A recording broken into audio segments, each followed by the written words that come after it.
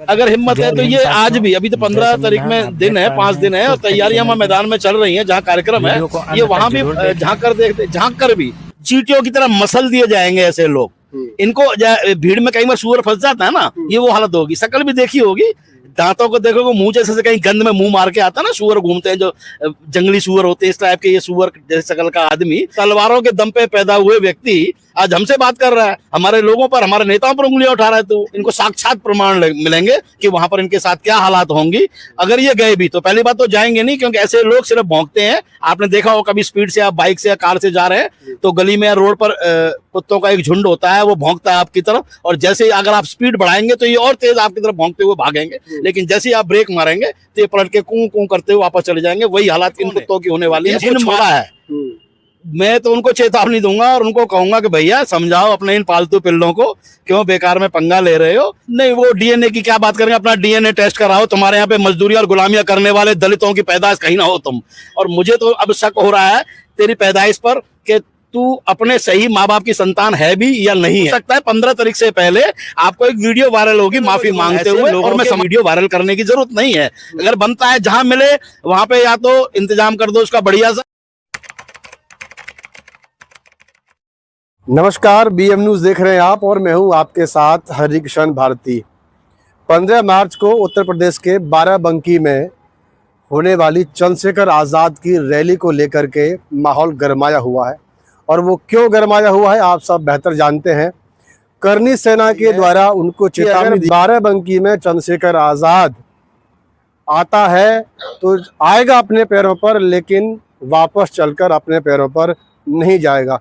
बड़ी चेतावनी दी गई है, और जिस व्यक्ति ने दी है वो लगातार बयानबाजी भी कर रहा है। हर मीडिया चैनल पर उसको जो है लगातार दिखाया जा रहा है। क्रिया की प्रतिक्रिया भी लगातार हो रही है। अब इसी मसले पर बात करने के लिए मेरे साथ विजय किशन जी हैं, जो कि भीम आर्मी आज़ाद समाज पार्टी के वरिष्ठ नेता हैं। बातचीत करूंगा उनसे कि वो इस बयान को लेकर के क्या देख रहे हैं। तो सर, सबसे पहले तो आपका बहुत बहुत स्वागत है बीएम न्यूज़ पर। बहुत बहुत धन्यवाद आपका। कैसे देख रहे हैं आपके नेता चंद्रशेखर आज़ाद पर इस तरह की टिप्पणी की जाती है, धमकी भरे लहजे में कहा जाता है कि बाराबंकी की धरती पर अगर आया तो आएगा अपने पैरों पर, लेकिन वापस नहीं जाएगा। बड़ी धमकी दी गई है। इससे पहले भी, ये पहली बार नहीं हुआ है। हाँ। इससे पहले भी ऐसे पालतू कुत्ते जो बिना छोड़ दिए जाते हैं खुले मैदानों में कि जाओ और जा करके इस तरह का जो भी तुम्हें लगता है कि इनके ऊपर भौंको। हाँ। तो ऐसे भौंकने वाले पहले भी बहुत आए हैं और ये भी आ गया है। अगर हिम्मत है तो ये आज भी, अभी तो 15 तारीख में दिन है, 5 दिन है और तैयारियां वहाँ मैदान में चल रही हैं। जहाँ कार्यक्रम है ये वहां भी झांक कर भी जाना तो बहुत दूर, झांक करके भी देख ले। हाँ। और रही बात उनके पैरों पे आने की और न जाने की, आएंगे भी और तेरे जैसे उनको पैरों को हाथ लगाएंगे। चंद्रशेखर आजाद जी का जो उत्तर प्रदेश का चुनाव नजदीक आता जा रहा है, त्यों जो दूसरी पार्टियां हैं और दूसरे समाज के लोग हैं, उनके माथे पर बल पड़ने लगे हैं इस बात के लिए कि सत्ता कहीं न कहीं इनके हाथों से सरक रही है। आज बहुजन समाज के लोगों ने 85% लोगों ने ये मान लिया है कि चंद्रशेखर आजाद ही हमारा असल में नेता है, वही हमें हमारे दुख और तकलीफ, हमें सही माने में वही न्याय दिला सकता है, हमारे हक अधिकारों की रक्षा कर रहा है। आज भी संसद में कर रहा है तो केवल एक अकेला चंद्रशेखर आजाद कर रहा है। आपने रक्षा की बात की, उस पर भी हम बात करेंगे, लेकिन उससे पहले आपने एक बात और कही कि उस रैली की तैयारियां भी चल रही हैं। तो भैया, धमकी देने वाले भाई, हम भी आपसे यही कहेंगे कि भाई चंद्रशेखर तो जब आएंगे, जब उनके हाथ पैरों को देख लेना।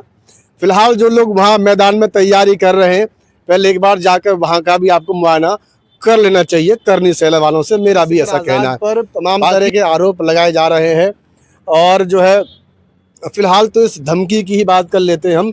जौनपुर में भी इस तरह की जो है धमकी दी गई थी, उसके बावजूद भी वहाँ पर बहुत बड़ी संख्या में लोग उमड़े थे। तो क्या इस धमकी से इस रैली की भीड़ पर कोई असर आप देख पा रहे हैं? ये बढ़ेगी और बढ़ेगी, ये बढ़ेगी। हाँ। ये और ज्यादा भीड़ बढ़ेगी, ये मेरा दावा है कि जबरदस्त भीड़ बढ़ेगी और चींटियों की तरह मसल दिए जाएंगे ऐसे लोग। भीड़ में कई बार सुअर फंस जाता है ना, ये वो हालत होगी। शक्ल भी देखी होगी, दांतों को देखोगे मुंह जैसे से कहीं गंद में मुंह मार के आता ना, सुअर घूमते हैं जो जंगली सुअर होते हैं, इस टाइप के ये सुअर जैसे शकल का आदमी।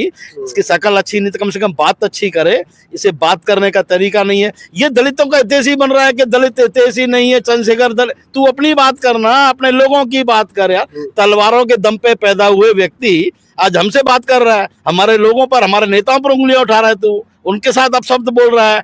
झांक के भी दिखा देना वहां पर। रैली वाले दिन तो मतलब ही नहीं पता, चींटियों की तरह मसल दिया जाएगा, ये वादा है। ये भी तो हो सकता है कि जैसे उस व्यक्ति ने दावा किया है, वो अपने लोगों को एकत्रित करने की बात भी कर रहे हैं कि उस दिन सब लोग जो इकट्ठे हो जाएं, तो चंद्रशेखर आजाद के काफिले के आगे भी ये लोग आ सकते हैं।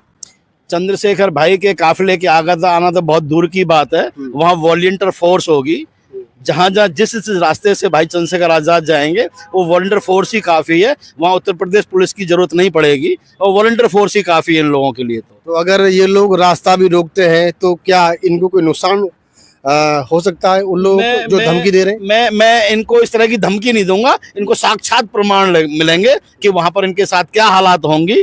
अगर ये गए भी तो पहली बात तो जाएंगे नहीं, क्योंकि ऐसे लोग सिर्फ भौंकते हैं। आपने देखा हो कभी स्पीड से आप बाइक से या कार से जा रहे हैं तो गली में या रोड पर कुत्तों का एक झुंड होता है, वो भौंकता है आपकी तरफ, और जैसे ही अगर आप स्पीड बढ़ाएंगे तो ये और तेज आपकी तरफ भौंकते हुए भागेंगे। लेकिन जैसे ही आप ब्रेक मारेंगे तो ये पलट के कूं कूं करते हुए वापस चले जाएंगे। वही हालात इन कुत्तों की होने वाली है। ये कूं कूं करके वापस बिलों में घुसेंगे, और जिन मालिकों ने इनको छोड़ा है मैं तो उनको चेतावनी दूंगा और उनको कहूंगा कि भैया समझाओ अपने इन पालतू पिल्लों को, क्यों बेकार में पंगा ले रहे हो।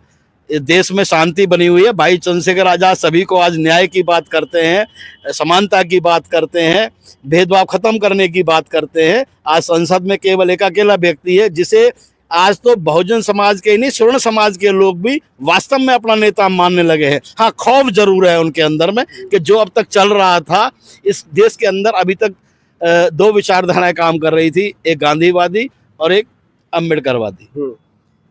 ये तीसरी विचारधारा अभी जो 10 साल से 15 साल से यहाँ पर हुई है ना चालू, ये हुई इसी वजह से कि भीम आर्मी और उसके बाद आजाद समाज पार्टी। जब तक भीम आर्मी नहीं था, अब जब से आजाद समाज पार्टी की सत्ता में भी काबिज हो सकते हैं अब पूरी तरह से। और आने वाले समय में आप चुनावों में देखेंगे उत्तर प्रदेश के अंदर कि माहौल ये बनने के लिए तैयार है कि अगर आजाद समाज पार्टी सत्ता में नहीं आती है तो आजाद समाज पार्टी के बिना कोई सत्ता पर काबिज भी नहीं हो पाएगा।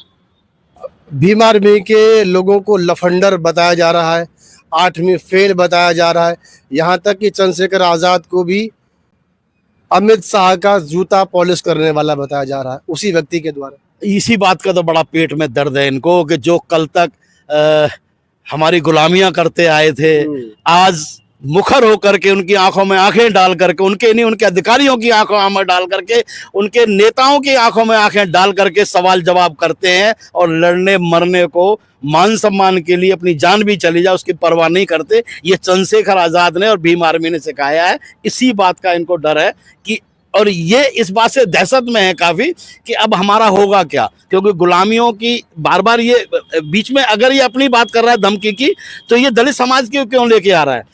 ये ओढ़ना चाहता है कि मैं तो जी दलित समाज की तो बात कर रहा था, दलित भाई मैं तो आपकी तो बात कर रहा था, मैं तो आपके लिए लड़ रहा था, मैं अपनी कोई बात ही नहीं कर रहा था। कहीं ना कहीं अपना बचाव के लिए, अपने बचाव के लिए एक ओढ़ने का प्रयास कर रहा है। रहने दो, बहुजन समाज के लोग, खासतौर पे दलित समाज जाग चुका है। अब वो गुलामी की बेड़ियां तोड़ चुका है, जागरूक हो चुका है। और रही बात पढ़ाई लिखाई की, तो पहले अपनी एजुकेशन ही बता दे, तेरी एजुकेशन क्या है, तुझे ना तो पहनने का ढंग है ना बात करने का ढंग है। और मुझे तो अब शक हो रहा है तेरी पैदाइश पर कि तू अपने सही माँ बाप की संतान है भी या नहीं है, क्योंकि जो भाषा है और जो संस्कार है वो किसी संस्कारी परिवार से तो नहीं लगते हैं। आप भी इस बात पे आ गए और मेरा सवाल भी आपसे यही था कि चंद्रशेखर आजाद के डीएनए पे भी जो है बात आ गई है करनी सेना की तरफ से।